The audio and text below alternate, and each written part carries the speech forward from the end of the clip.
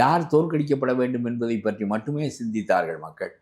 இந்த அராஜகமான ஆட்சி, கொடிய ஆட்சி முதலிலே வீழ்த்தப்பட வேண்டும் என்று முடிவு செய்தபோது, சரி பழைய அதிமுகவை கொண்டு வீழ்த்தலாமா அல்லது புதிய மனிதனை கொண்டு வீழ்த்தலாமா என்கின்ற கேள்வி எழுகின்ற போது, அதிமுக எப்பவும் உள்ள கட்சி தான், புதிய மனிதனுக்கு வாய்ப்பு கொடுத்து பார்ப்போம் என்று ஒட்டுமொத்தமாக தமிழ்நாடு சாய்ந்தது.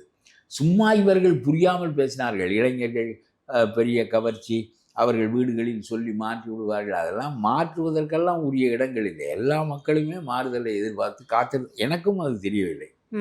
நானே ஒரு 15 விழுக்காடு வாக்குகளை இவர் பெறக்கூடும் என்றுதான் நான் நினைத்தேன். மக்கள் இவ்வளவு பாதிக்கப்பட்டிருப்பார்கள், இவ்வளவு காயப்பட்டிருப்பார்கள். ஆட்சி மாற்றத்தை 50 ஆண்டுகளாக அவர்கள் எதிர்நோக்கி இருந்திருப்பார்கள். அதற்கான வாய்ப்பு வருகின்ற போது வந்தவன் உதிய மரத்தால் செய்யப்பட்ட உத்தரமா, தேக்கு மரத்தால் செய்யப்பட்ட உத்தரமா என்பதெல்லாம் இனிமேல் தான் சோதிக்கப்பட வேண்டுமே தவிர, முதலில் இந்த ஆட்சி வீழ்த்த வேண்டும்.